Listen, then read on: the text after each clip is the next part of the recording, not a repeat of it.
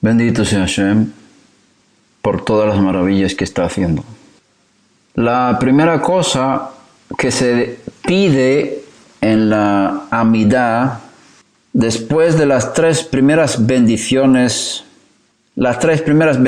son exaltaciones del Altísimo, una identificación a qué Dios estamos pidiendo, reconociendo su posición de grandeza, su santidad, y después entramos en una petición y una serie de peticiones en la Amidah, en la oración principal del Sidur. Y la primera oración de petición es solicitar sabiduría, conocimiento y entendimiento. Chokhmah, Binah, Da'at. Y luego hay una serie de peticiones que terminan finalmente en el regreso del Mesías, lo cual habla del procedimiento del establecimiento del reino de Dios en la tierra. Todo termina con el establecimiento del reino mesiánico. Y luego hay tres bendiciones finales que son alabanzas y gratitudes a Hashem por todo lo bueno. Entonces, el inicio del establecimiento de la influencia divina en este mundo es la sabiduría. Como también está escrito que la sabiduría es lo primero.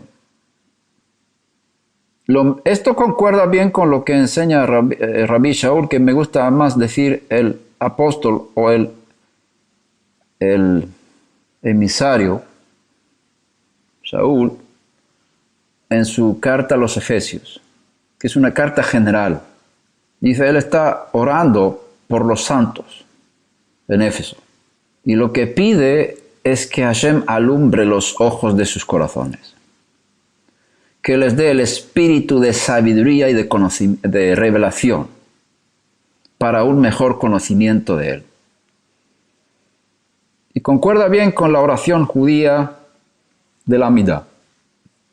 Lo primero que se pide, después de alabar, después de dar gracias, después de reconocer y adorar y recibir la sumisión al reino, lo primero que se pide es sabiduría, es entendimiento, es revelación. Y yo estoy pidiendo que Hashem nos dé un espíritu de revelación ahora mismo, para entender sus grandes proyectos. Y no solamente los proyectos, sino los hechos, las realidades, lo que Él ha hecho. En la carta a los Efesios capítulo 1 habla de tres cosas. Pablo está pidiendo que los santos de Éfeso entiendan estas tres cosas.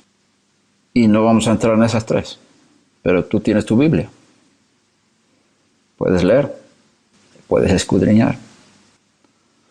Estamos hablando, y quiero compartir la pantalla aquí, estamos hablando de los verdaderos adoradores. En Juan capítulo 4, el maestro está hablando con la mujer samaritana. Versículos 21 al 24.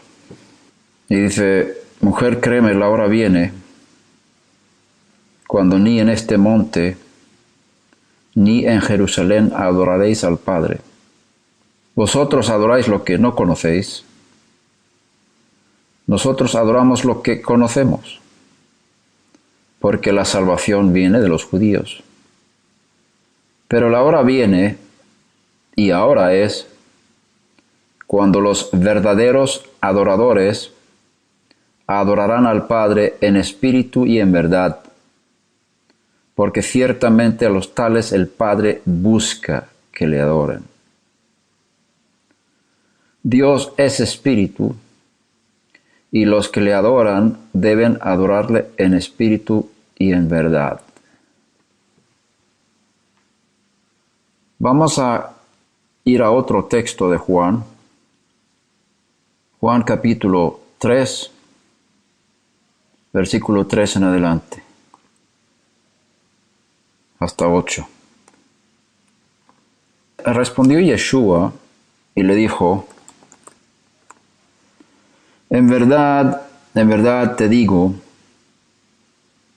que el que no nace de nuevo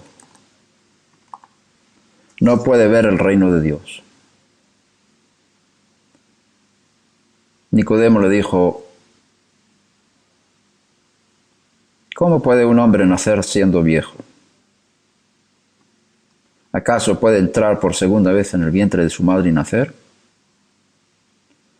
Yeshua le respondió, en verdad te digo, que el que no nace de agua y del Espíritu no puede entrar en el reino de Dios.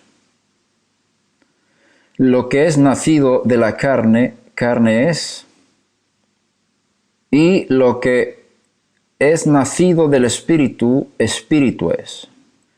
No te asombres de que te haya dicho, os es necesario nacer de nuevo. El viento sopla donde quiere y oyes su sonido, pero no sabes de dónde viene ni a dónde va. Así es todo aquel que es nacido del Espíritu. Estos dos textos concuerdan en que tenemos la palabra adorar en espíritu, y como sabéis en hebreo la palabra espíritu y viento es lo mismo. Ruach. El Padre busca a los adoradores que adoren en espíritu. Y eso significa que hay un contraste de adoración en un mundo inferior, del cual se hablaba en el capítulo 4 cuando la mujer samaritana hablaba del monte Gerizim en contraste con el monte Jerusalén, que es donde hay que adorar. Adorar en el sentido de ofrecer sacrificios de animales y otras cosas.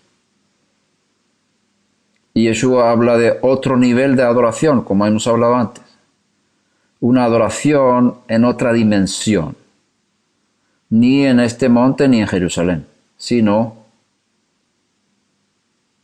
en una dimensión espiritual que no se ha conocido hasta ahora. Porque ahora se va a iniciar este culto, esta adoración verdadera, espiritual, en otra dimensión, que no tiene nada que ver con animales, no tiene nada que ver con derramamiento de sangre. Es otro tipo de adoración.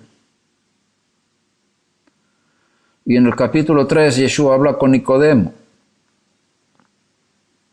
y explica con palabras de este mundo la manera de poder llegar a ser ese tipo de adorador del cual se habla en el capítulo 4. El nuevo nacimiento es una experiencia real, muy profunda y espiritual, que hace que una persona entre en otra dimensión. El nuevo nacimiento hace que el espíritu del resucitado, Yeshua, entre en la persona. Por lo tanto, el nuevo nacimiento del cual habla Yeshua en Juan 3 no era posible antes de la resurrección de Yeshua. Esto lo tenemos confirmado en la primera carta de Pedro, capítulo 1, versículo 3. Ahí habla de la condición para el nuevo nacimiento. Bendito sea el Dios y Padre de nuestro Señor Yeshua el Mesías, quien según su gran misericordia nos ha hecho nacer de nuevo a una esperanza viva mediante la resurrección de Yeshua el Mesías de entre los muertos. Fíjate bien que nacer de nuevo está relacionado con la resurrección. Es decir, antes de la resurrección de Yeshua, el Mesías, el nuevo nacimiento era imposible. Porque el nuevo nacimiento es el resultado de la resurrección. Entonces Yeshua está hablando de la adoración nueva, que la hora viene y ahora es. Es decir, llegará un momento cuando habrá otra dimensión, otro tipo de adoración que no existe ahora. La hora viene y ahora es, porque yo he venido ahora para morir y ser resucitado. Con otras palabras, llegó el momento de crear una adoración espiritual en la dimensión celestial que nunca ha existido antes en la tierra, en la historia humana. Y eso está relacionado con la resurrección. La resurrección de Yeshua es la creación de un hombre nuevo. Escucha bien lo que estoy diciendo. La resurrección de Yeshua es la creación de un hombre nuevo. De la misma manera como Adán fue sacado de la tierra y el Espíritu, el Eterno sopló, alegóricamente podríamos decir, con su espíritu en la estatua que él había formado de la tierra, el hombre llegó a ser un ser viviente a través del soplo divino.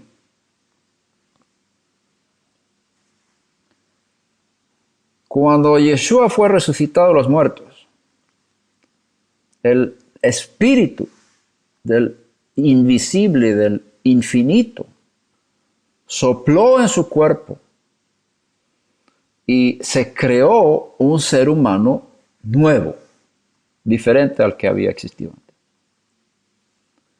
La resurrección de Yeshua es la creación de un nuevo ser humano. Hay que pedir que Hashem nos dé espíritu de revelación y de sabiduría para entender las profundidades de esta verdad. Nicodemo no podía entenderlo. Y Yeshua sigue hablando de la calidad de esta persona, la forma de ser del hombre que ha nacido de nuevo. Dice lo que ha nacido. Bueno, primero dice que no puede ver el reino de Dios.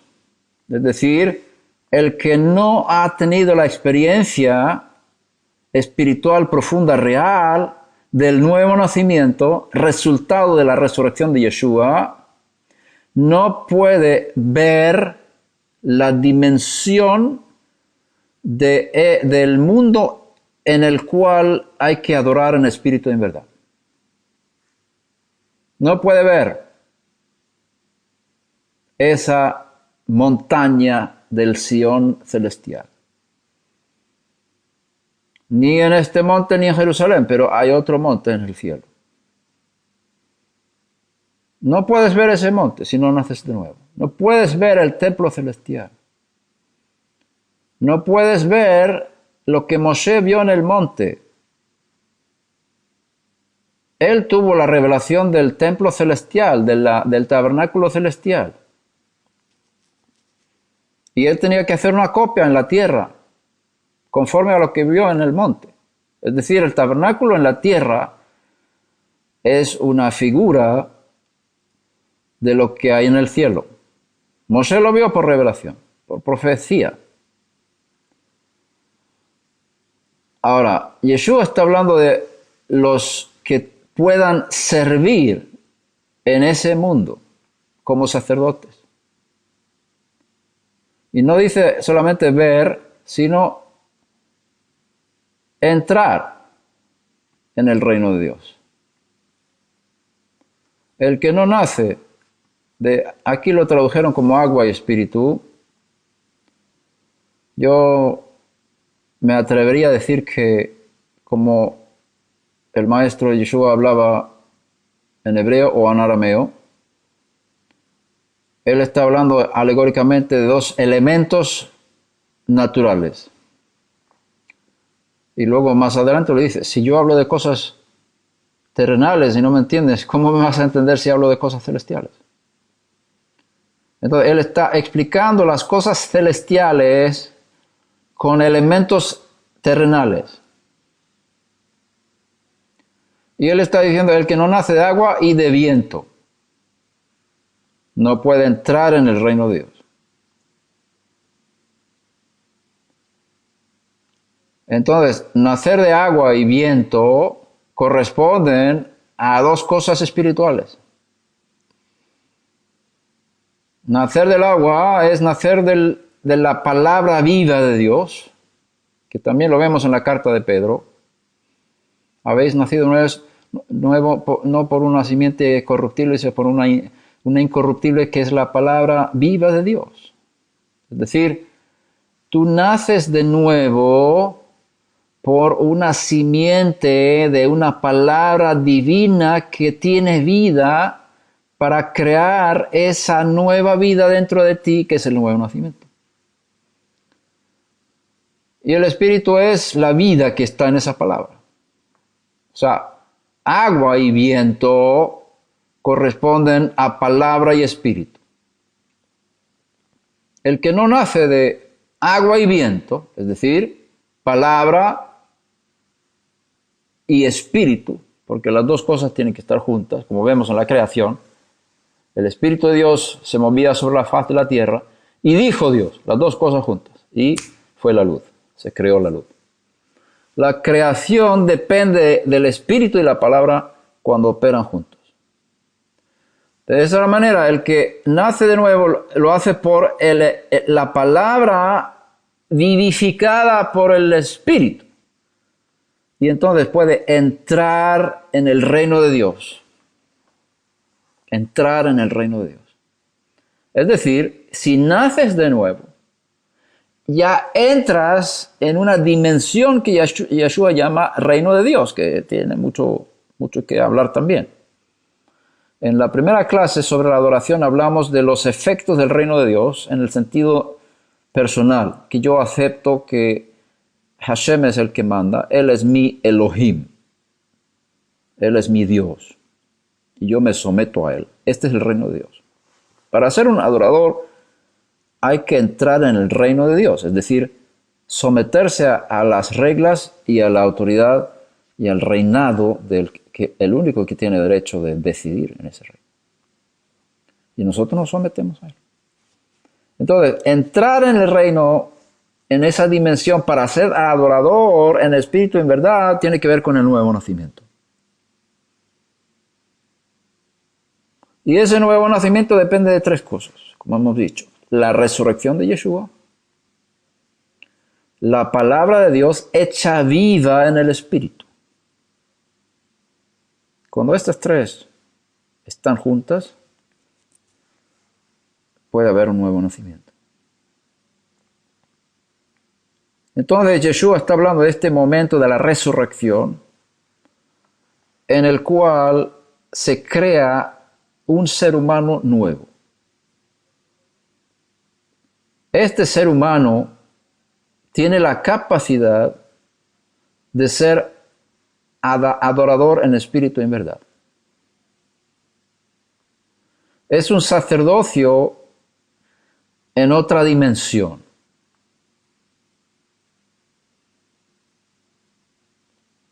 Juan 12:24 dice, en verdad os digo, que si el grano de trigo no cae en tierra y muere, queda él solo. Pero si muere, produce mucho fruto. Aquí tenemos algo sumamente importante. El maestro Yeshua antes de su muerte, es llamado el único Hijo de Dios. En hebreo es Yahid. Tenemos dos expresiones en hebreo para expresar la posición de Yeshua: Yahid y Bejor. Se traduce como unigénito y primogénito, porque en el griego se mete la palabra génito, como tenemos en español,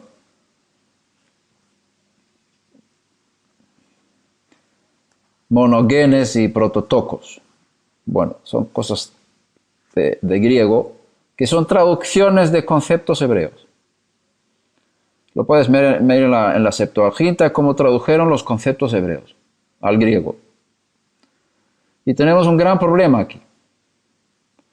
En los textos griegos de los escritos apostólicos, y perdona que profundizo un poquito, pero sé que aquí hay mucha gente estudiosa, así que espero que no os asustéis con los conceptos profundos. En la Septuaginta, que es la traducción del texto hebreo al griego en un par de siglos antes de la era común, tradujeron los dos conceptos Yahid y Bejor. Yahid significa único. Lo que Hashem dijo a Abraham: vete a la tierra de Moria y sacrifica a tu único hijo, Yahid. Ahí se usa la palabra Yahid, único hijo. Esa palabra fue traducida al griego como unigénito. Pero el hebreo no dice génito, no dice nacido o engendrado. Génito es engendrado. Es la palabra Yahid nada más, el único hijo. Y es interesante que Abraham tenía más hijos, ¿no? Tenía a Ismael. Y cuando Hashem le habla, dice: sacrifica a tu único hijo, a Yitzhak. Pero tenía otro también. En ese sentido, la palabra único, Yahid, traducido como unigénito al griego, monogenes, que en español es unigénito, no significa que no tuviera otros hijos. Porque si no, el Eterno no hubiera hecho tu único hijo Yitzhak, porque tenía otro, Ismael, que ya lo tenía antes de Yitzhak, él lo había engendrado. ¿Por qué llama a Yitzhak el único hijo de Abraham? Porque era único en su clase. Único de Sará. Único de la promesa. Único en el sentido de especial. No hay nadie como este hijo. Y de esa forma Yeshua es llamado el único Hijo de Dios desde su nacimiento hasta su muerte. Único. No había otro como él. No era como los demás seres humanos. Era único. Había una diferencia entre él y los demás seres humanos. ¿Cuál es la diferencia? Varias diferencias. Primero, él no tenía pecado.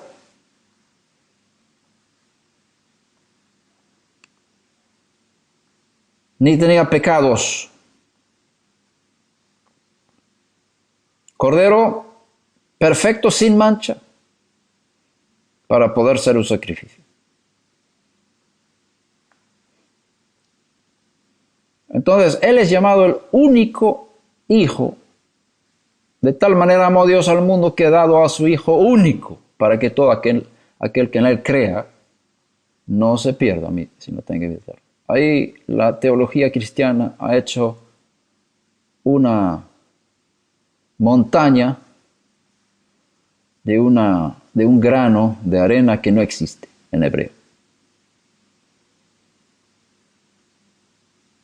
Han creado la doctrina de que él es nacido de Dios y no creado. por una expresión griega que es la traducción de una palabra hebrea que dice unigénito, cuando en hebreo no dice génito, sino solamente único. No tiene nada que ver con engendramiento, tiene que ver con posición. Dios tiene muchos hijos, igual que Abraham tenía otros hijos. Los ángeles, los hijos de Israel, los seres humanos. Muchos hijos, pero hay uno, el único. Sacrifícalo. Al único hay que sacrificar. De tal manera amó Dios al mundo que ha dado a su único hijo. Había otros hijos, pero es el único en esa clase. El único perfecto, el único obediente hasta la muerte. El único que nunca pecó, ni con sus ojos, ni con sus palabras, ni con sus pensamientos, ni con sus actitudes. No desobedeció en lo más mínimo a su Padre Celestial. Era perfecto en todos sus caminos. El único Hijo de Dios. Y era solo. El único.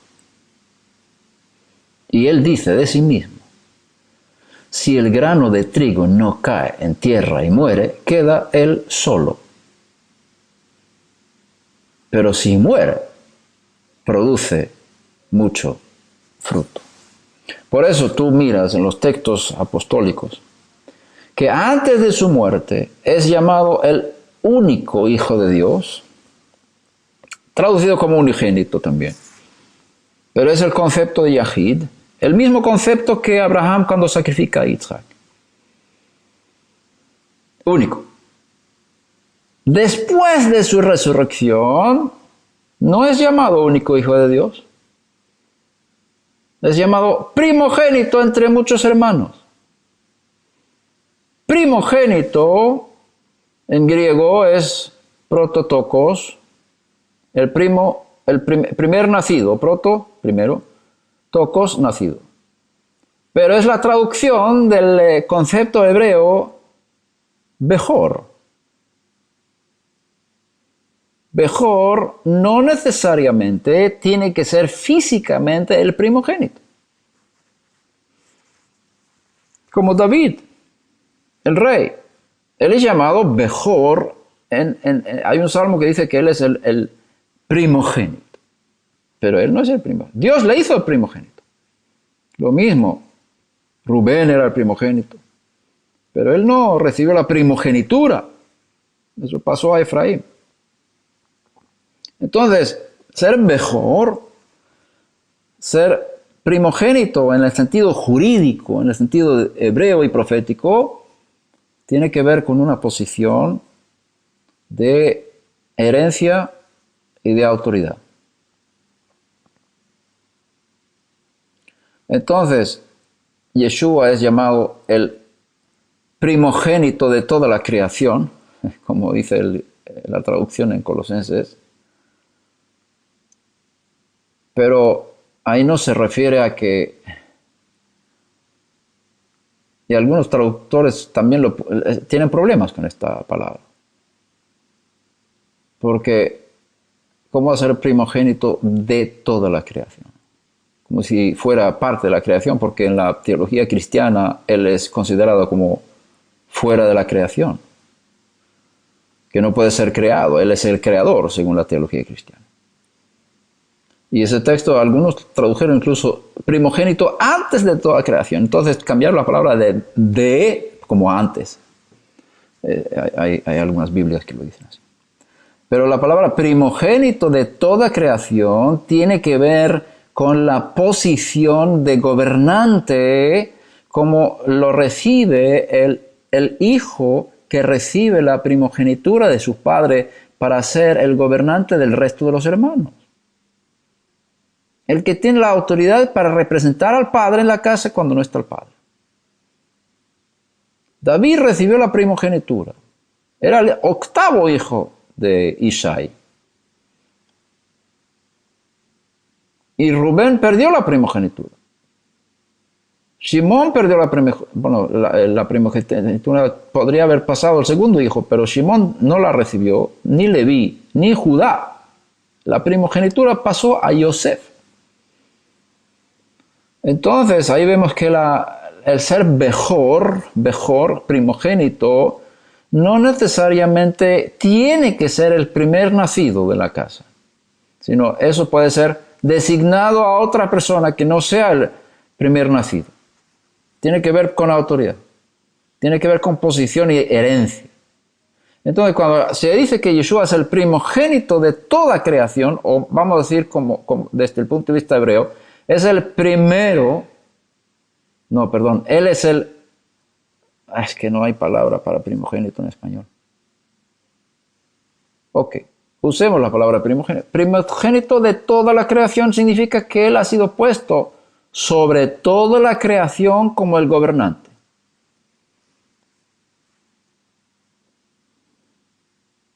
Pero también se habla de que él es el primogénito de entre los muertos. Bejor. Es decir, el primero que ha salido de los muertos de esa forma. Porque antes de Yeshua hubo también gente que fueron resucitados. Tenemos ejemplos como el profeta Elías y el profeta Eliseo. Resucitaban incluso los huesos del profeta muerto Eliseo. Resucitó a un hombre cuando tocó los huesos muertos de Eliseo. Él estaba muerto y tocó los huesos del profeta y resucitó. Esa resurrección de los que precedieron la resurrección de Yeshua, también Lázaro, fue una resurrección para volver a morir. Fue una resucitación.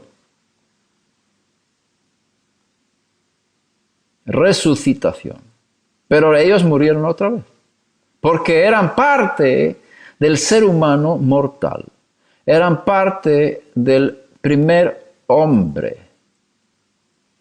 Con la resurrección de Yeshua se crea un ser humano diferente al anterior, un ser humano nuevo,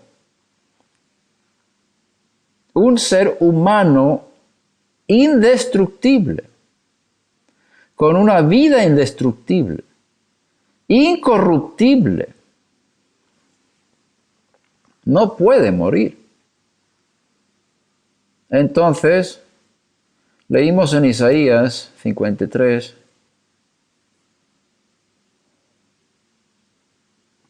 en el canto que escuchamos, creo que es versículo 10. Quiso el Señor quebrantarle. Voy a proyectar el texto aquí. Isaías 53, 10. Quiso el Eterno quebrantarle, sometiéndole a padecimiento. Cuando Él se entregue a sí mismo como ofrenda de expiación, verá su descendencia. Mira lo que pone aquí. Muy importante esta palabra. Verá su descendencia. Prolongará sus días. Y la voluntad del Señor en su mano prosperará. Cuando dice prolongará sus días, es una forma poética de hablar de la vida eterna. Y la voluntad del Eterno en su mano prosperará. Es decir, Él estaba solo en su clase, el Hijo único de Dios, antes de morir. El grano de trigo, si no cae en la tierra y muere, quedará él solo. Pero si muere, produce mucho fruto. Con otras palabras, la resurrección de Yeshua es una multiplicación de un ser humano transformado. La resurrección de Yeshua es una multiplicación de un ser humano transformado. él verá su descendencia, es la palabra zera en hebreo, descendencia zera, que es semilla. Semilla tanto de esperma como de semilla de trigo o de cebada o lo que quieras. Por eso él habla de sí mismo como grano de trigo, una semilla.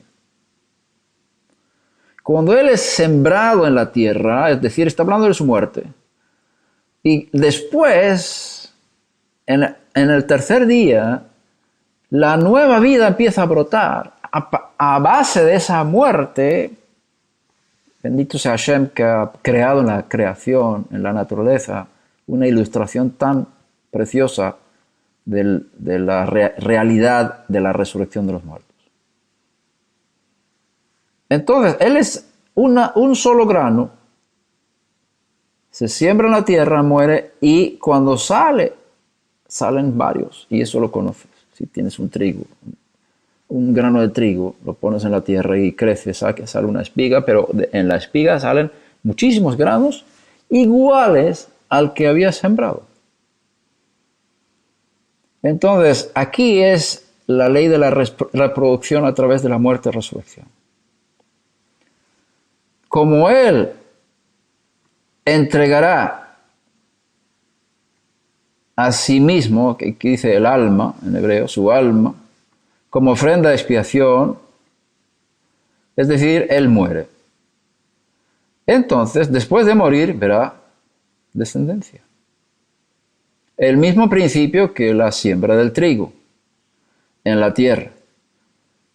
Si muere, produce mucho fruto por el poder de la resurrección y prolongará sus días, tendrá vida eterna. Aquí está el secreto del nuevo nacimiento, de la nueva vida en la resurrección de Yeshua, que es necesario tener para ser adorador en esa dimensión del cual habla el maestro con la mujer samaritana. Si vas a ser adorador en espíritu y en verdad, tienes que nacer del espíritu, tienes que nacer de la palabra del espíritu, tienes que nacer de la resurrección de Yeshua, porque la resurrección de Yeshua ha creado un ser humano capaz de entrar en esas dimensiones celestiales. De una manera diferente, podemos decir, al primer hombre mortal, porque el hombre mortal también tiene acceso a las dimensiones espirituales, pero no de la misma manera. Ahora, quiero entrar en el concepto de Melquisedec, que es algo muy profundo y muy, muy importante, para que entendamos estas verdades. Hay un salmo donde el Eterno hace un juramento. Es el Salmo 110, versículo 4, donde dice, el Eterno ha jurado. Aquí hay un juramento muy importante. Aquí hay algo más fuerte que el sacerdocio levítico. Aquí hay algo más poderoso, más elevado. El Eterno ha jurado y no se retractará. Y toma nota que está en el Salmo. O sea, esos son cientos de años después del establecimiento del sacerdocio levítico. El Eterno jura acerca del Mesías que tiene que tener un sacerdocio diferente al sacerdocio levítico, al sacerdocio terrenal. Y mira, la profundidad de este texto es tremendo. El Eterno ha jurado y no retractará. Tú, hablando al Mesías, eres sacerdote para siempre, según el orden de Melquisedec. Aquí habla de la prolongación de sus días en Isaías 53:10, y en el Salmo 110:4 dice sacerdote para siempre. Todos los sacerdotes, todos los sumos sacerdotes mueren por vejez. Y aquí se habla de un sacerdote y un sacerdocio que no puede terminar.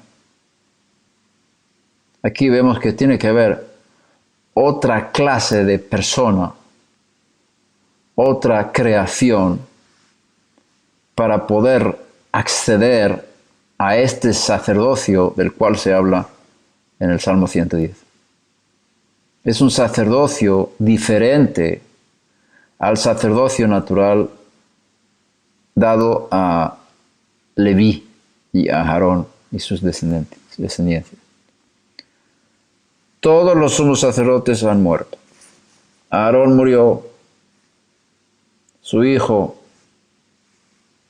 murió, su nieto murió, todos los que venían después han muerto.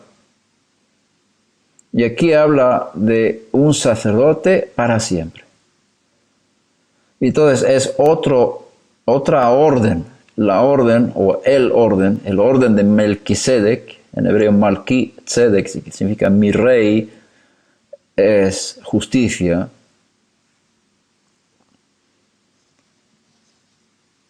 Conecta con otra dimensión. Y Hashem presentó el ministerio de Melquisedec en Génesis, con el encuentro entre Abraham y este hombre tremendo, que según la tradición judía fue Shem, el hijo de Noah. Pero no se presenta con su nombre en Génesis. Se presenta con su título de rey de justicia, que era rey y sacerdote al mismo tiempo. Y es una función de dos ministerios en uno, rey y sacerdote. El Eterno separó a esos dos en Israel. Separó el reinado del sacerdocio. Pero en el Mesías se unen los dos. El Mesías tiene que ser rey y sacerdote. Pero no puede ser sacerdote según la Torá. Porque la Torá establece el sacerdocio según el orden de Aarón, en la tribu de Leví. Y aquí el Salmo expresa un juramento divino de que el Mesías tiene que ser un sacerdote según el orden de Melquisedec, no el orden de Aarón. Y además en su sacerdocio eterno, porque dice para siempre. Es decir, aquí hay otra cosa diferente. Es una dimensión nueva de sacerdocio. Aquí se habla del adorador en espíritu y en verdad, número 1. Que es el que ha resucitado a los muertos. Porque tiene que ser para siempre. Su ministerio no puede terminar con la muerte. No puede ser mortal. Tiene que ser uno inmortal que tenga este ministerio. Entonces, en la Torá, como dice también la carta a los hebreos, muy bien explicado, cuando se presenta el rey y sacerdote Melquisedec, no se dice de dónde viene, no dice quién es su padre ni su madre, y no habla nada de su genealogía. Es decir, es como si fuera eterno. Porque la Torá no quiere revelar quién es este hombre, con el mero propósito de crear una ilustración mesiánica del que iba a tener un ministerio de rey y sacerdote para siempre, eternamente y para siempre. Por eso se presenta esta imagen, esta figura de Melquisedec que bendice a Abraham, nuestro padre, con el fin de mostrar una ilustración profética del que va a venir y va a ser un hombre eterno que no muere. Entonces, no confundas, Melquisedec no fue Yeshua. Fue un hombre mortal, pero el ministerio de Melquisedec es presentado en la Torá como si fuera eterno, pero el hombre no es eterno. Entonces, es el orden de Melquisedec, pero que tiene que estar basado sobre una vida indestructible. Hebreos capítulo 7 habla mucho de esto, vamos a leer Y también toda la carta a los hebreos, te recomiendo que la estudies muy bien, porque tiene verdades profundísimas y maravillosas. Hebreos 7. Porque este Melquisedec, rey de Salem, sacerdote del Dios Altísimo, el cual se encontró con Abraham cuando él regresaba de la matanza de los reyes y lo bendijo. Y a quien Abraham le entregó el diezmo de todos los despojos, cuyo nombre significa primeramente rey de justicia. Malquisedec, mi rey es justo, o es justicia. Y luego también rey de Salem, porque así dice la Torá, Malquisedec, rey de Salem, que es el rey de Jerusalén. Esto es rey de paz, Shalem, paz. Sin madre, sin padre, sin madre, sin genealogía en la presentación de él en el relato de Génesis. Por supuesto tenía padre y madre, pero en la presentación del Génesis aparece como si no tuviera. Sin padre, sin madre, sin genealogía, no teniendo principio de días ni fin de día, porque no se habla ni cuando nació ni cuando murió. Por eso, en la Torá es presentado alegóricamente como eterno, siendo hecho semejante al Hijo de Dios. Aquí vemos que Malquisedec no era hijo de Dios, era semejante al Hijo de Dios. Permanece sacerdote a perpetuidad, es decir, el sacerdocio es un sacerdocio eterno. Tienes que ser eterno para tener el sacerdocio de Malquisedec.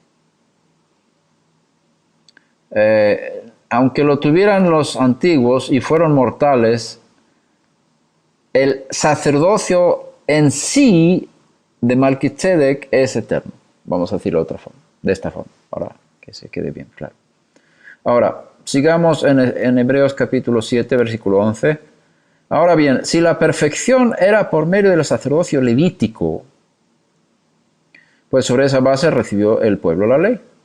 ¿Qué necesidad había de que se levantara otro sacerdote según el orden de Melquisedec, y no designado según el orden de Aarón? Porque aquí está diciendo, ¿cómo? Ya tenemos la Torá. Toda la Torá está basada sobre el sacerdocio levítico.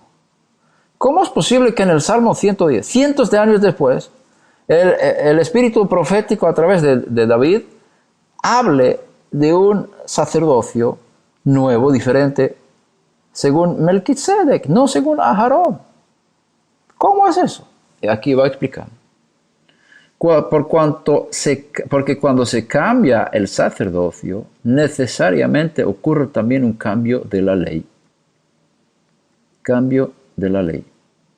Y tú, como buen discípulo del maestro, dice, ¿pero cómo cambiar la ley? Y Yeshua dijo que no se va a cambiar ni la tilde ni la jota de la ley hasta que todo se cumpla y que el cielo y la tierra pasarán.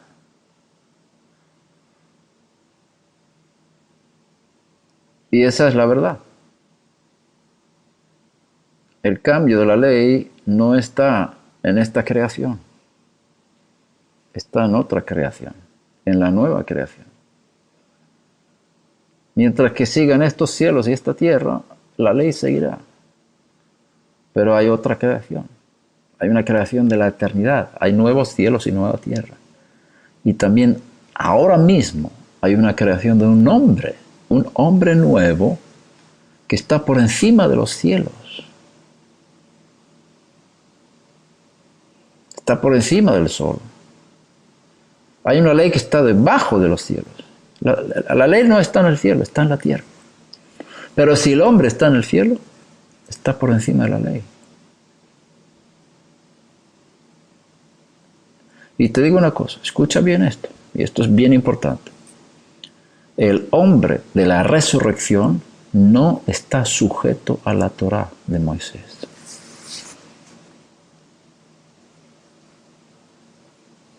El hombre de la resurrección no está sujeto a la Torá de Moisés.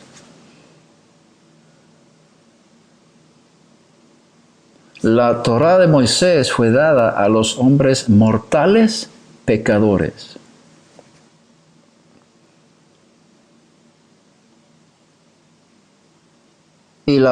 Porque la ley dice no hurtarás. La ley dice no mentirás. La ley dice no tendrás otros dioses. El hombre de la resurrección no puede hurtar, no puede mentir, no puede tener otros dioses. Imposible.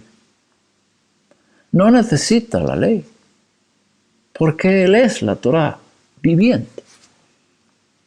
No necesita ningún mandamiento que le diga no codiciarás la mujer de tu prójimo, porque el hombre de la resurrección no se casa ni se da en casamiento. Es como un ángel.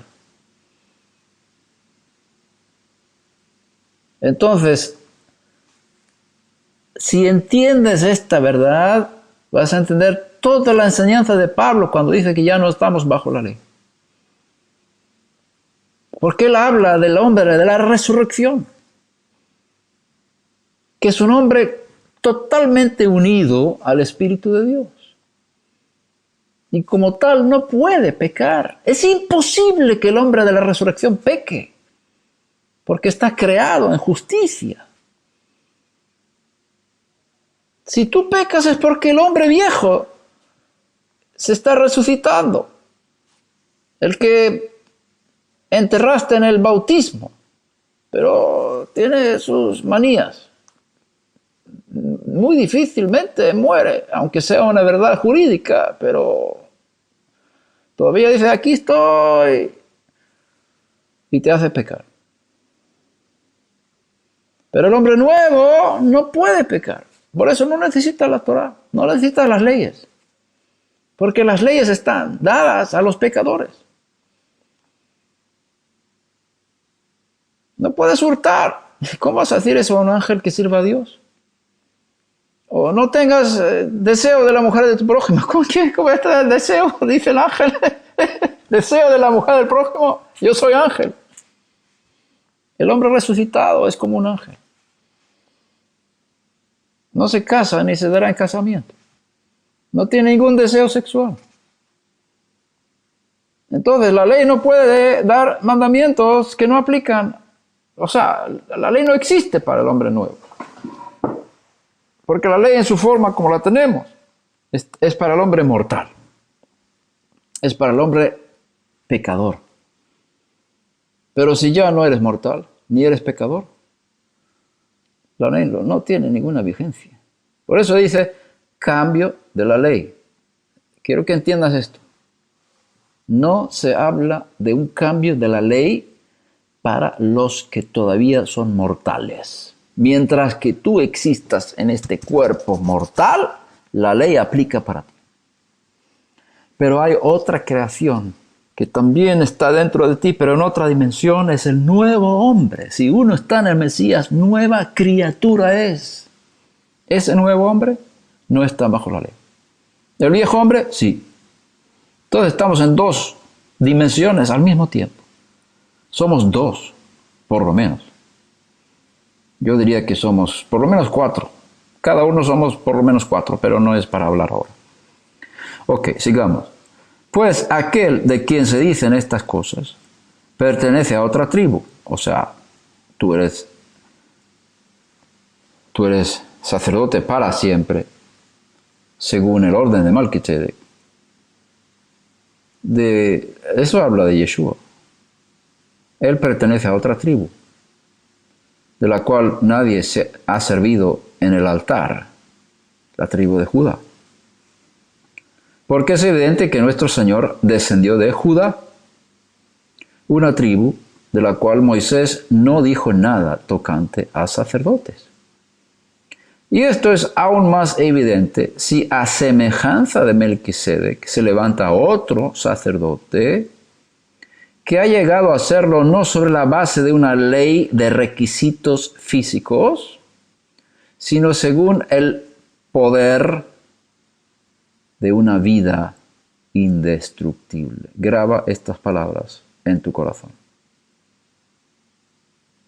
El sacerdocio de Melquisedec está basado sobre el poder de una vida indestructible.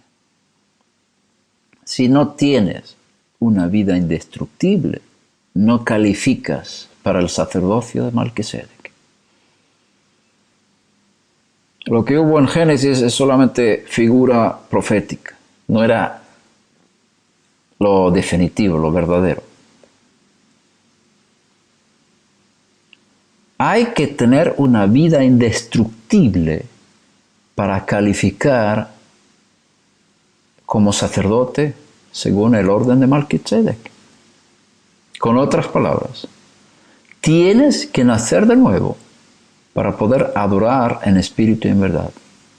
Este es el adorador del cual Yeshua habla, que hasta ahora no existe. La hora viene y ahora es, porque voy a resucitar, voy a crear personas, no voy sino Hashem, utilizándome a mí, va a crear una cantidad de descendencia similares a un servidor. Cuando muere dará mucho fruto, y como vimos también en Isaías 53:10, verá su descendencia, prolongará sus días. La descendencia de Yeshua son los hijos de la resurrección. La descendencia de Yeshua son los hijos de la resurrección. Repite conmigo. La descendencia de Yeshua son los hijos de la resurrección. Entonces, ya no está solo. Después de la resurrección, muchos han experimentado la vida de resurrección. Por eso cuando él se encontró con sus discípulos, después de la resurrección, sopló sobre ellos y dijo, recibid el Espíritu de Santidad. Es una similitud de lo que pasó en el huerto del Edén, cuando el Eterno, con su espíritu, sopló sobre la estatua de Adán y él se convirtió en un ser humano vivo. Ahora Yeshua como profeta de Dios, como transmisor de la palabra divina, como el canal, la herramienta del infinito, está con sus discípulos después de la resurrección. Él tiene ya la vida de resurrección. Él es indestructible. Él no puede morir. Él no puede morir. Y entonces Él sopla sobre sus discípulos y dice, recibid el Espíritu. ¿Qué pasó? Ellos nacieron de nuevo. Recibieron el Espíritu. Dentro de ellos surgió la vida de resurrección que Él había tenido, que Él tenía. Y ya no estaba solo. Ya los que eran suyos experimentaron sin morir físicamente la misma vida de resurrección que se añadió a su constitución como seres humanos. Algo profundo, interno. Una experiencia real. Un nuevo nacimiento por dentro. Y así podían ver y entrar en el reino de Dios, ahora, en este momento. No en el cuerpo, pero en el espíritu. Adoradores en espíritu y en verdad. Es una dimensión invisible al ojo físico, pero visible al ojo del corazón. Por eso Pablo está pidiendo, abre sus ojos, para que vean lo que tienen, dónde están, lo que son, para poder funcionar en la dimensión de la nueva creación, en lugar de vivir como esclavos bajo sus pecados. El hombre mortal es esclavo. Si el Hijo os libertare, seréis verdaderamente libres. Es decir, te da la vida nueva, su propia vida. Como dice el Salmo 110, aquí seguimos leyendo en Hebreos 7. Pues de él se da testimonio, tú eres sacerdote para siempre, según el orden de Melquisedec. Porque ciertamente queda anulado el mandamiento anterior por ser débil e inútil. Anulado. Pero el efecto de la anulación todavía no ha surgido. Cuando esto sucedió, todavía quedaban 3 días hasta que la anulación tuviese efecto. 3 días en la dimensión divina, 3000 años.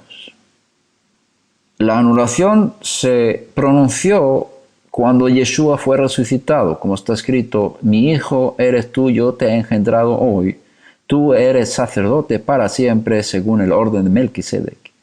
En ese momento de la resurrección y la glorificación y la unción celestial de Yeshua como rey y sacerdote eterno en el templo celestial, anuló el mandamiento de la Torá, pero el efecto de esa anulación no se verá en el mundo hasta que el mundo se destruya. Y a partir del momento de la resurrección quedaban 3000 años hasta la destrucción del mundo. Ya habían vivido 4000 años desde Adán, y ahí tenemos una semana, 7 días, 4 días, 4000 años, y otros 3 días que son 3000 años. Semana completa. 6 días con trabajo, 1 día con descanso. 6 días con mucho pecado, 1 día con el reino mesiánico. 6000 años con mucha pena y 1000 años de paz en el mundo. 7000 años. Después de esta semana, nuevos cielos y nueva tierra. Y quedará anulada la Torá en la forma como la conocemos hoy. Entonces, bajo esta dimensión de la eternidad, tenemos que entender estos textos. Si tú no entiendes la realidad del nuevo nacimiento, la realidad del sacerdocio de Melquisedec, la realidad de la destrucción del cielo y la tierra y la creación de nuevos cielos y nueva tierra, nunca vas a entender estos textos. Esto no es un mandamiento que fue anulado hace 2000 años. Esto es un mandamiento que se anulará cuando los cielos y la tierra se destruyan. Fue anulado, pero el efecto de la anulación no se va a ver hasta después. Todavía está en vigencia. Cuidado con no entrar en anti-ley. Ok. Con esta perspectiva tienes que leer la carta a los Hebreos. Porque la ley nada hizo perfecto. Exactamente. El hombre anterior está destinado a la muerte. Solamente tiene que resucitar.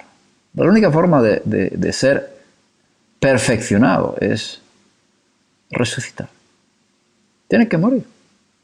No hay solución para el ser humano. Está condenado a muerte por sus pecados. Por mucho que pule, no va a quedar perfecto. Ya está dañado. Tiene que haber una nueva creación de un nuevo hombre, sacado del hombre primero, pero una nueva constitución del ser humano, el hombre de la resurrección. Ok, y se introduce una mejor esperanza, hablando de la resurrección, mediante la cual nos acercamos a Dios. Y por cuanto no fue sin juramento, pues en verdad ellos llegaron a ser sacerdotes sin juramento, pero él, por un juramento del que dijo, el Señor ha jurado y no cambiará, tú eres sacerdote para siempre. Por eso Yeshua ha venido a ser fiador de un mejor pacto, es decir, algo eterno. Los sacerdotes anteriores eran más numerosos porque la muerte les impedía continuar. Pero él conserva su sacerdocio inmutable. Él conserva su sacerdocio inmutable, puesto que permanece para siempre. Aquí tenemos el ser humano de la resurrección que es inmortal. Su vida es indestructible. Por lo cual, Él también, Yeshua, es poderoso para salvar para siempre a los que por medio de Él se acercan a Dios, puesto que vive perpetuamente para interceder por ellos. Porque convenía que tuviéramos tal sumo sacerdote, santo, inocente, inmaculado, apartado de los pecadores y exaltado más allá de los cielos, que no necesita, como aquellos sumos sacerdotes, ofrecer sacrificios diariamente, primero por sus propios pecados y después por los pecados del pueblo, porque esto lo hizo una vez para siempre cuando se ofreció a sí mismo. Porque la ley designa como sumos sacerdotes a hombres débiles, pero la palabra del juramento, que está en el Salmo 110, que vino después de la ley, designa al Hijo hecho perfecto para siempre. Entonces, Él verá a su descendencia y prolongará sus días. La descendencia de Yeshua son los hijos de la resurrección. En el momento de tu experiencia del nuevo nacimiento, si la has tenido, si no la has tenido, es importante que la tengas. La vida de la resurrección del Mesías entró en ti. El nuevo hombre, el Mesías resucitado, entró en ti. Cuando tú fuiste a las aguas a hacer tevilá, tú entraste en las aguas para identificarte con la muerte de Yeshua. Te uniste a la muerte de Él. La tevilá, el bautismo, es una proclamación y una unión espiritual con la muerte de Yeshua. Te bautizas en su muerte. Te sumerges en el agua para morir con Él, para identificarte y unirte con su muerte. Y cuando tú sales del agua, estás identificándote con la resurrección de Yeshua. De manera que la vida de la resurrección, del resucitado que está dentro de ti, queda sellada. La resurrección está relacionada con la salida del agua. Entonces, tú te uniste a su muerte, estás unido en su resurrección. Es más, tú estás dentro de Él, sentado en los lugares celestiales, dentro de Él, en estos momentos, en la nueva dimensión, en la nueva creación. Si tú naciste de nuevo, eres parte del Mesías. Él está dentro de ti y tú estás dentro de Él. Entonces, aquí tenemos algo muy hermoso. Romanos 1:10, bueno, 1 al 3, dice: Pablo, siervo del Mesías Yeshua, llamado a ser apóstol, apartado para el Evangelio de Dios, que Él ya había prometido por medio de sus profetas en las sagradas santas escrituras acerca de su Hijo, que nació de la descendencia de David según la carne. ¿Por qué es importante mencionar esto? Por varias razones. Primero, porque los profetas dijeron que el Mesías tiene que ser de la descendencia de David según la carne. Pero hay más. En el Evangelio es importante mencionar esto. No solamente para mostrar la fidelidad de los profetas, que Él cumplió lo que los profetas habían anunciado acerca de Él, sino algo más, que vamos a llegar a eso. Y que fue declarado Hijo de Dios con poder, conforme al Espíritu de Santidad, por la resurrección de entre los muertos, nuestro Señor Yeshua el Mesías. Nació de la descendencia de David según la carne y fue declarado Hijo de Dios con poder, conforme al Espíritu de Santidad, por la resurrección de los muertos. Aquí tenemos otra dimensión de ser hijo de Dios. Antes era hijo único de Dios, como ser humano, como ser mortal, Antes de morir, Yeshua era mortal. Era el Hijo de Dios, único en su clase, mortal. En la resurrección fue declarado Hijo de Dios en otra dimensión, ya como inmortal, ya como no único Hijo de Dios, sino el primogénito Hijo de Dios, el primero de muchos hermanos. El grano de trigo se reproduce con la resurrección. Pero el que sale en la resurrección es igual que el que muere.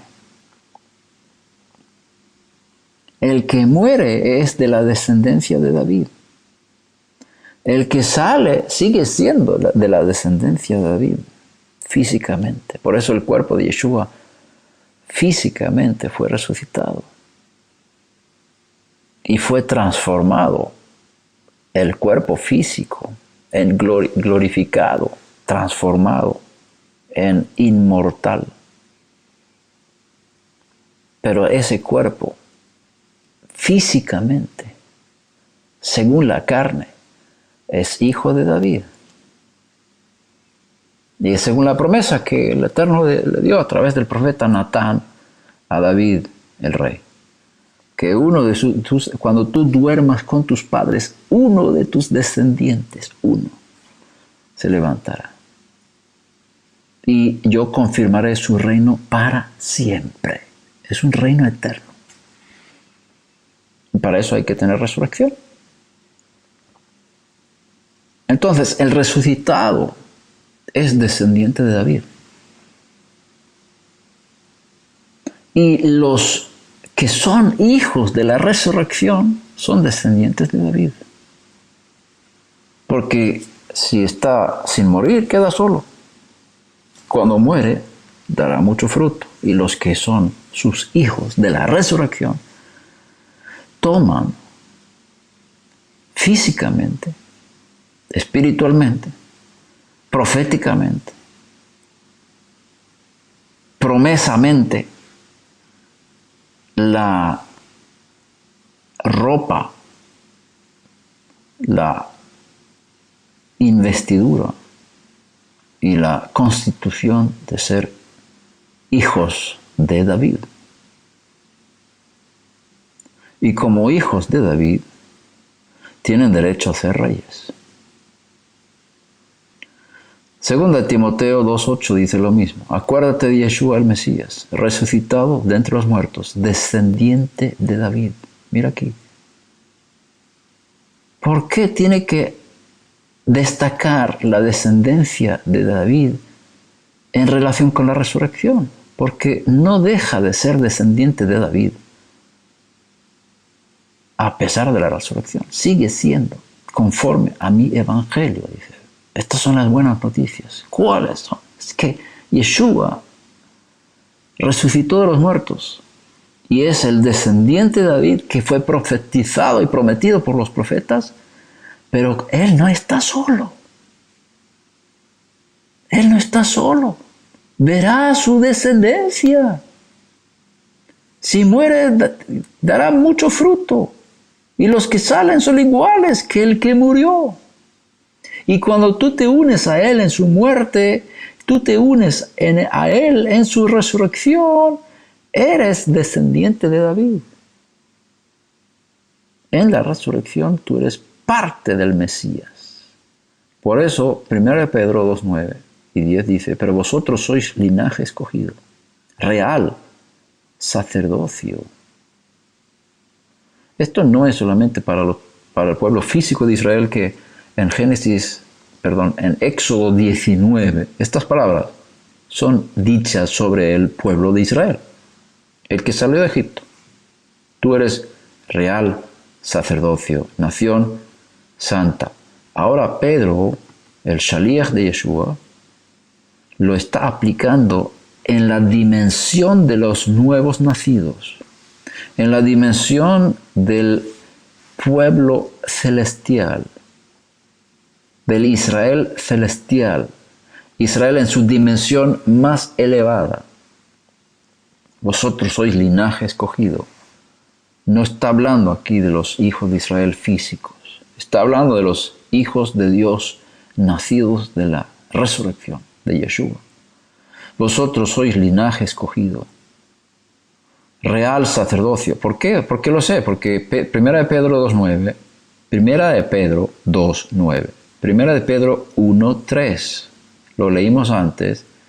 Bendito sea el Dios que según su gran misericordia nos ha hecho nacer de nuevo a una esperanza viva mediante la resurrección de Yeshua, el Mesías de entre los muertos. Y sigue diciendo, vosotros sois linaje escogido, hablando a las personas que tuvieron la experiencia del nuevo nacimiento, tanto judías como otro tipo de personas, porque él fue el apóstol de los judíos, ¿no?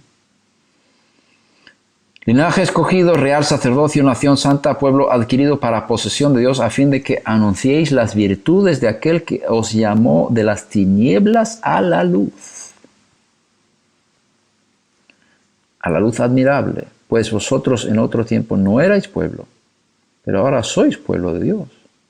No habíais recibido misericordia, pero ahora habéis recibido misericordia. El libro de Revelación 1, 5 y 6, de Yeshua, el testigo fiel, el primogénito de los muertos. Cuando dice primogénito, es Bejor en hebreo, que habla del primero entre varios. Primogénito de los muertos, es decir, hay otros también. Pero él es el principal, él es el gobernante sobre los hijos de la resurrección. Él es el Bejor, el que el Eterno, el Padre Celestial, ha designado como el jefe de los hermanos, el primogénito de los muertos y el soberano de los reyes de la tierra, al que nos ama y nos libertó de nuestros pecados con su sangre e hizo de nosotros un reino y sacerdotes para Dios su Padre. A él sea la gloria y el dominio por los siglos de los siglos. Revelación 5, 9, 10. Y cantaban un cántico nuevo, diciendo, digno eres al Cordero. Digno eres de tomar el libro y de abrir sus sellos, porque tú fuiste inmolado, sacrificado, y con tu sangre compraste para Dios. Con tu sangre compraste para Dios gente de toda tribu, lengua, pueblo y nación, y los has hecho un reino de sacerdotes para nuestro Dios, y reinarán sobre la tierra. Tienes dos cosas: reino, que tiene que ver con reyes, y sacerdotes. El sacerdocio es según el orden de Melquisedec, el orden de los inmortales, de los que no pueden morir, los que tienen la vida indestructible. Ellos sirven juntamente con su padre como sacerdotes, igual que Aarón. Cuando Aarón fue introducido en su ministerio sacerdotal y fue ungido como sumo sacerdote, el mismo día sus hijos fueron ungidos con él para servir juntamente con su padre. El día cuando Yeshua fue ungido en el cielo como sumo sacerdote, sus hijos fueron ungidos con él. Fue el Hechos de los Apóstoles capítulo 2. Los hijos de Yeshua, los hijos de la resurrección, que en su cuerpo todavía no habían experimentado la resurrección, pero en su espíritu sí, recibieron el espíritu de santidad, el mismo espíritu que recibió Yeshua en los cielos como sumo sacerdote, según el orden de Melquisedec. Ellos recibieron y empezaron a hablar en otras lenguas, según el espíritu les daba que hablasen. Ellos fueron introducidos en este ministerio de adoración celestial el mismo día cuando Yeshua fue ungido en el cielo. Sus hijos fueron ungidos en el mismo día que él y vestidos. Por ello él dice, después de la resurrección a sus discípulos, quedaos en Jerusalén y esperad hasta que seáis vestidos de poder desde lo alto, hasta que seáis investidos, es decir, hasta que tengáis la ropa sacerdotal. Y ese fue el espíritu de la resurrección y la unción celestial que Yeshua recibió en el cielo cuando él fue introducido en el ministerio celestial del sumo sacerdote según el orden de Melquisedec, que es el verdadero. El de Aarón es la sombra. El de Aarón es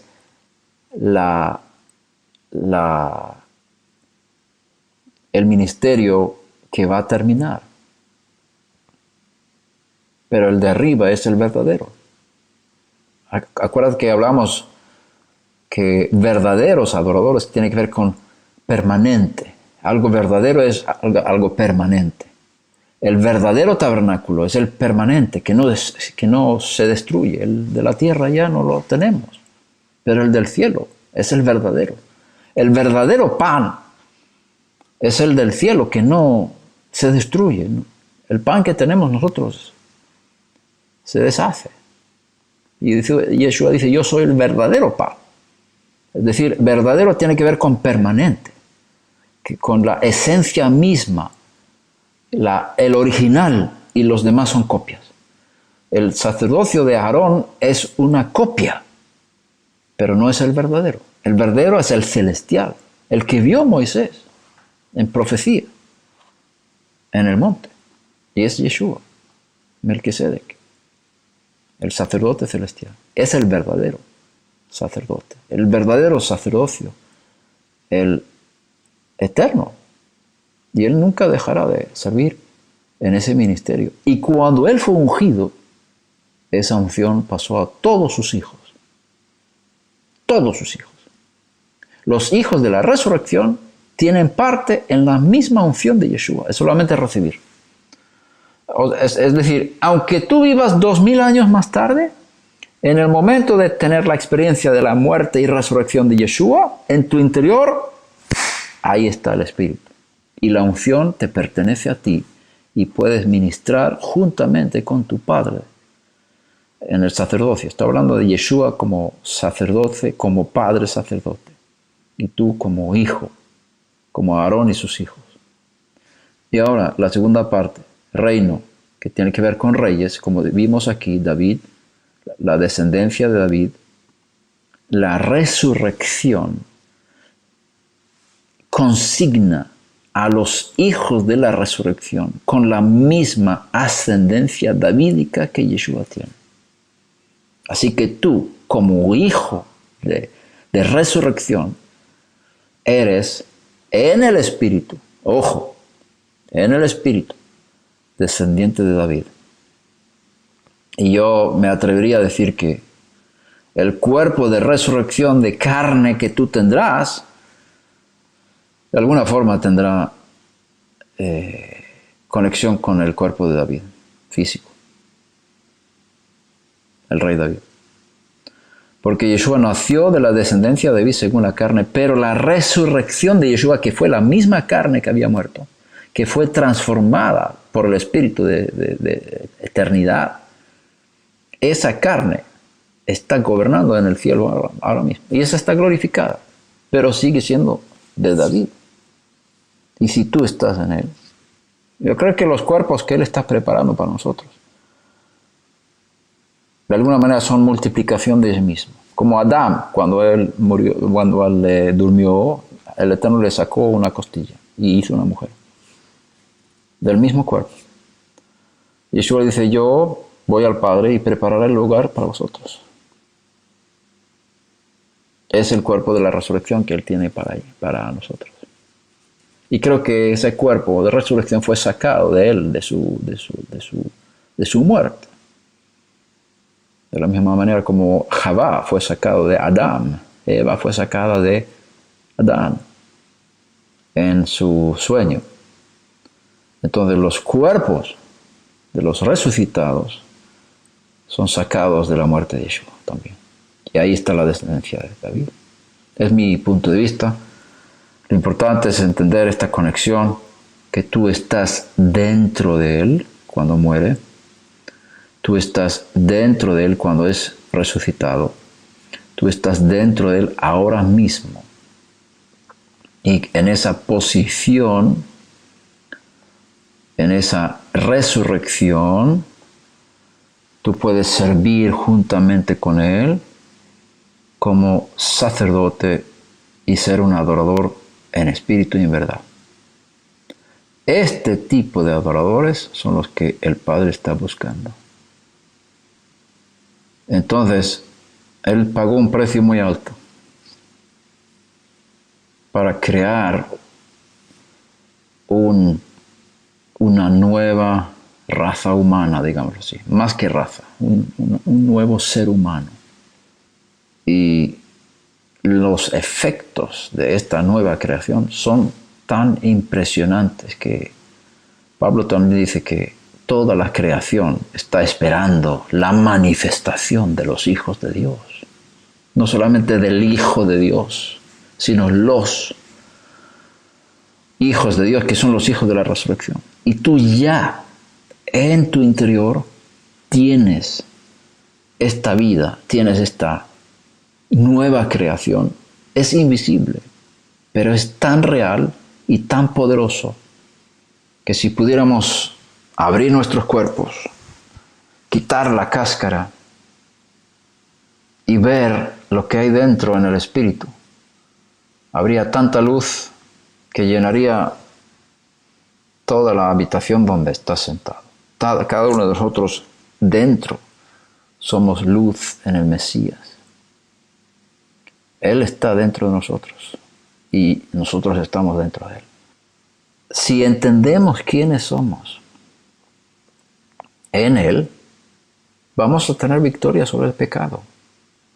Vamos a tener dominio sobre Satanás. El pecado ya no tiene dominio sobre nosotros. Y los demonios huyen de nosotros. Cuando esta nueva vida tome control, dominio sobre nosotros y sobre el área donde estamos puestos como responsables de nuestra administración personal. Entonces, anímate, identifícate con la nueva creación que eres en el Mesías. Y desde esa dimensión puedes servir a Dios y puedes servir a los demás. Y este es el resultado de la resurrección de Yeshua. Bendito sea Hashem por ahí. Padre, te damos gracias por lo que tú has hecho en el Mesías Yeshua. Pido que tú derrames sobre cada uno de nosotros el espíritu de revelación y que abras los ojos de nuestro corazón para entender estas verdades. Que nos liberes de la forma de pensar de nosotros mismos como derrotados, como pecadores, como prisioneros, como pobres, como mendigos, y que nos levantemos para tomar esa posición que ya somos y vivir y ser y actuar y ver los resultados según lo que ya hemos recibido en el Mesías. Pido que los ojos de nuestros corazones sean iluminados para que sepamos cuál es la esperanza de tu llamamiento, cuáles son las riquezas de la gloria de la herencia de Yeshua entre los santos, y cuál es la extraordinaria grandeza de tu poder para con nosotros los que creemos, conforme a la eficacia de la fuerza de tu poder el cual obró en el Mesías cuando le resucitaste de entre los muertos y le sentaste a tu diestra en los lugares celestiales, muy por encima de todo principado, autoridad, poder, dominio y de todo nombre que se nombra, no solo en este siglo, sino también en el venidero. Y todo lo sometiste bajo sus pies, y a él lo diste por cabeza sobre todas las cosas a la congregación, la cual es su cuerpo, la plenitud de aquel que lo llena todo en todo. Padre, gracias por este espíritu. Gracias por este espíritu de revelación. Gracias por este conocimiento, esta sabiduría, este entendimiento para que podamos operar, para que podamos servir, para que podamos adorar, para que podamos ser canales de tu reino, reinar y transmitir el poder de tu reino. Gracias porque multiplicaste a Yeshua. Gracias por su muerte. Gracias por su sufrimiento. Gracias por su expiación. Gracias por su resurrección. Gracias porque yo tengo parte en todo. Gracias por mis hermanos que tienen parte en la muerte y la resurrección y la glorificación y la unción de Yeshua. Gracias porque somos hijos de la resurrección. Gracias porque somos los hijos que gobernarán el mundo, sacerdotes y reyes para siempre. Bendito y alabado seas tú. Amén y amén. Si naciste de nuevo, tienes un testimonio en tu corazón que diga, soy hijo de Dios, soy hija de Dios. Hay un testimonio, hay un sentir que nadie te puede quitar. Tú sabes por dentro que eres hijo de Dios. El que ha nacido de nuevo tiene un testimonio en su corazón que confirma que es hijo de resurrección. Si tú no tienes el testimonio en tu corazón, algo dentro, bien seguro, que diga, yo soy hijo de Dios. Si no tienes ese testimonio, necesitas nacer de nuevo. Habla con tus líderes que te ayuden.